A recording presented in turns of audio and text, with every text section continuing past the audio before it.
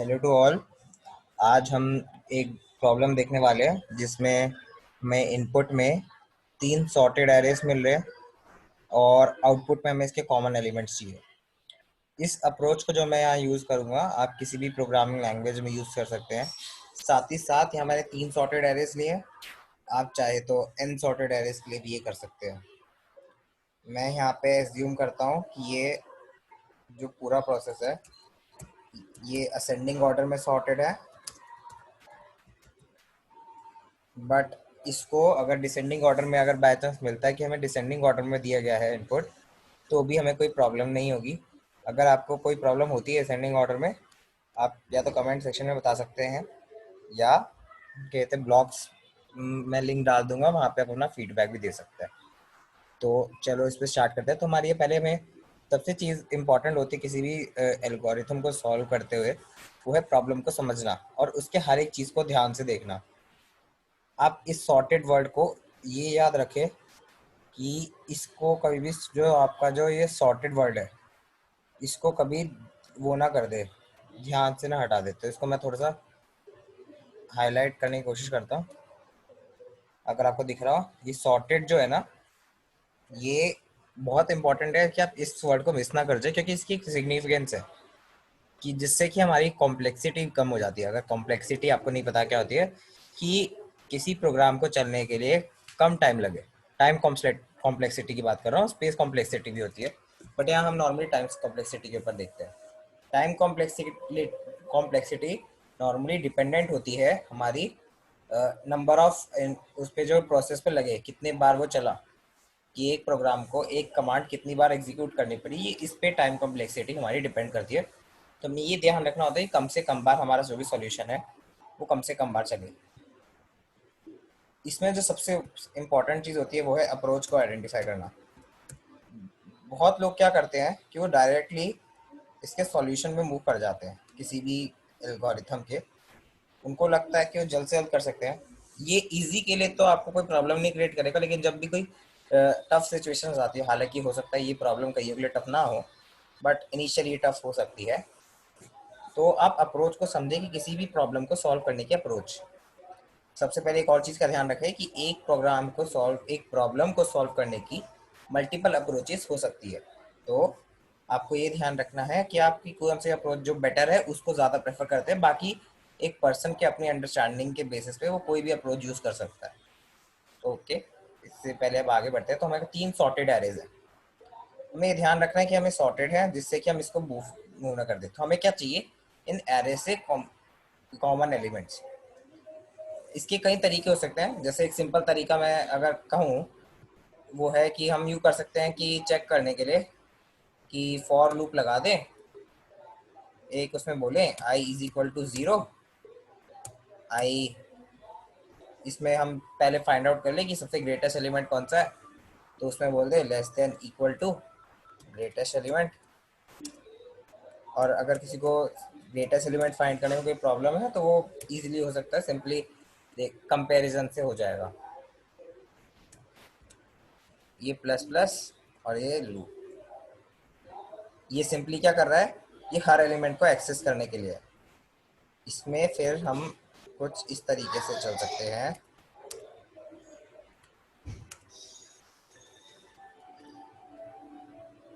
Okay,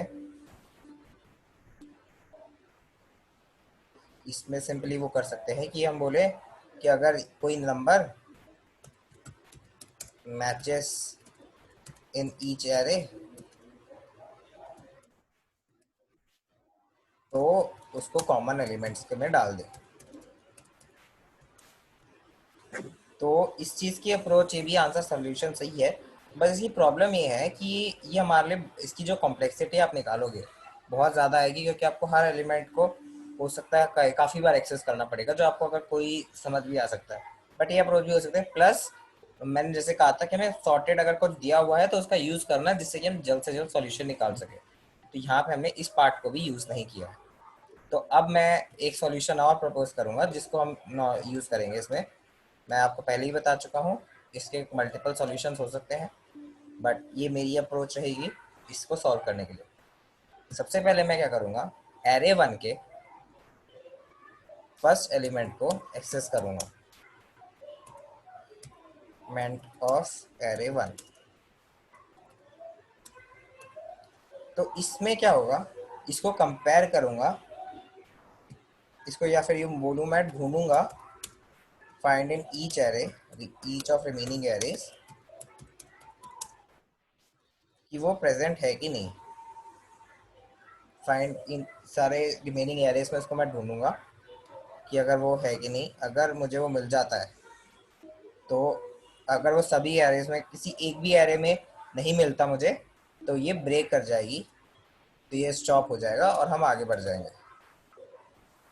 इसका अब इससे मैं हर एलिमेंट, और अगर कोई भी मिलता तो उसको सिंपली एक और एरे होगा जो आउटपुट के लिए होगा, आउटपुट के लिए हमारा एक और एरे होगा, आउटपुट के लिए जो है कॉमन एलिमेंट्स का।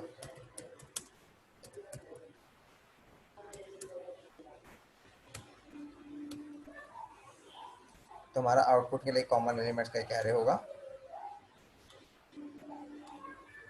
जिसके अंदर अगर कोई भी यहाँ पे मिलता है हर एक उसमें, तो मैं पुश कर दूंगा। सेम चीज़ मैं पहले हर एलिमेंट के ऊपर, एक चीज़ यहाँ पे ध्यान रखनी है कि जब आप फाइंड कर रहे हो तो स्टॉप कहाँ पे होना है, आपको स्टॉप होना है जैसे ही equal stop when you get equal to or greater than given element.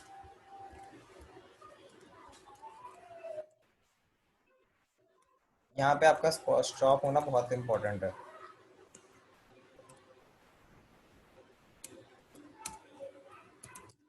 क्योंकि इसके आगे तो हमें मिलेगा ही नहीं, क्योंकि हमारा हाईवे तो सॉर्टेड है। तो इसलिए इस पे हम यहाँ पे आके रुक जाएंगे। ओके, अब नेक्स्ट स्टेप क्या होगा हमारा, सेम चीज़ को हम प्रोसेस को कंटिन्यू करेंगे for all, continue for all the elements of, हम सेम प्रोसेस को कंटिन्यू करेंगे, कंटिन्यू करेंगे for all the elements of array 1। Okay, जैसे ही हम एरे 1 को सारे एलिमेंट्स को कंटिन्यू कर जाएंगे, जैसे ही हमारा एरे 1 का सारा कंप्लीट हो जाएगा तो हमें सारे कॉमन एलिमेंट्स मिल जाएंगे।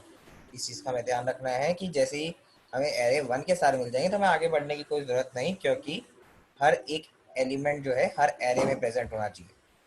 तो आप जैसे ही इससे करोगे आपको कॉमन एलिमेंट्स का एक एरे मिल जाएगा। ओके, अब इसमें जो लर्निंग ध्यान रखनी है कि अप्रोच, यहाँ पे सॉल्यूशन इंपॉर्टेंट नहीं है, अप्रोच इंपॉर्टेंट है। आप किसी भी प्रोग्रामिंग लैंग्वेज में जाओगे, ये अप्रोच आप बहुत इजीली फॉलो कर पाओगे। इससे बेटर सॉल्यूशन हो सकता है पॉसिबल हो, और भी सॉल्यूशंस इजीली पॉसिबल हो सकते हैं। मैंने एक प्रपोज सॉल्यूशन दिया, तो आप अपनी अप्रोच भी यूज़ कर सकते हैं। अगर आप कोई भी कोड कुछ भी कर रहे हैं किसी भी लैंग्वेज के, उसका मैंने यहाँ इस वीडियो में आंसर प्रोवाइड नहीं किया है, सो दैट कि आप खुद प्रैक्टिस करें, खुद सीखें।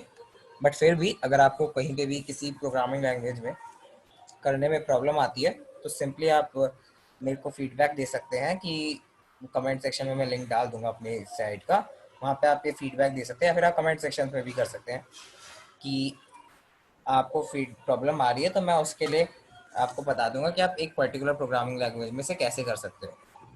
बट ये प्रपोज सॉल्यूशन है मेरा एक।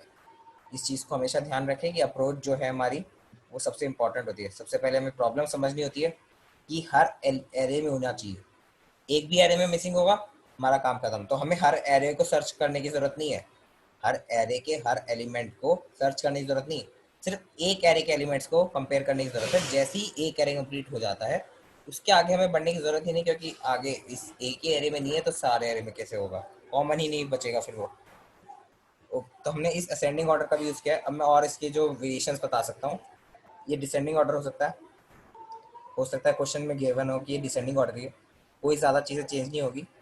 सिंपली क्या होगा कि ये equal to or greater then की जगह इक्वल टू और स्मॉलर देन हो जाएगा, और आप सबसे सबसे बड़ा एलिमेंट सबसे पहले लेंगे, और ज़्यादा चेंजेस नहीं होंगे इसमें। एक और चीज़ हो सकती है, यहाँ मैंने 3 एरे सेलेक्ट किया है, बट ये n एरेज तक एक्सपैंड हो सकता है। अप्रोच तब भी सेम रहेगी, मैंने कहीं पे भी इस 3 एरेज का यूज़ नहीं किया है, मैंने सिर्फ एक एरे का यूज़ किया है, और यहाँ पे लिखा रिमेनिंग एरेज। तो अप्रोच हमारी यही रहेगी इसके रिगार्डिंग किसी को कोई भी डाउट हो, और हो सकता है इस वीडियो में अगर मैंने कोई भी मिस्टेक करी हो, तो आप कमेंट सेक्शन में बता सकते हैं, या मैं जो अपनी वेबसाइट है वहाँ पे भी इस वीडियो के रिगार्डिंग कोई फीडबैक देना हो तो आप दे सकते हैं। होपफुली मैं आपकी प्रॉब्लम सॉल्व कर पाया हूँ। अगली वीडियो के लिए फिर मिलेंगे। आप मेरे चैनल को सब्सक्राइब कर सकते हैं।